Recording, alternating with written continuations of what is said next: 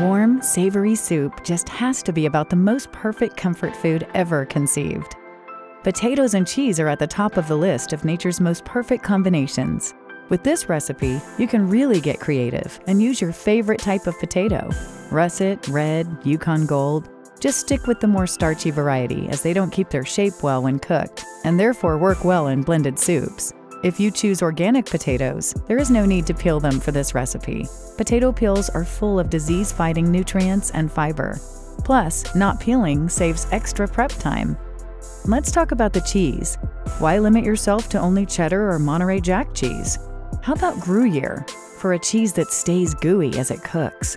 If you're not a fan of gooey cheese, queso fresco might be right up your alley.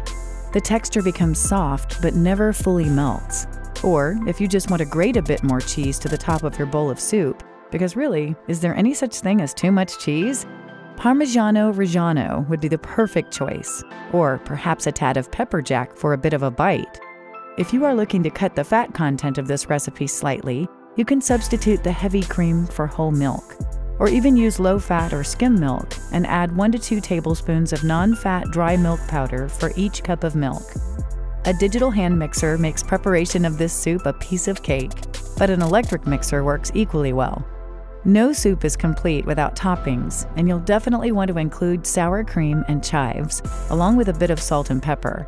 Sides of grated cheeses, bacon pieces, and a soft, warm, steaming loaf of bread will put this soup dish over the top. This slow cooker garlic-baked potato soup is definitely perfect for a cool fall or winter evening. However, don't limit yourself to serving this dish based on the seasons. Really, there is no wrong time for soup.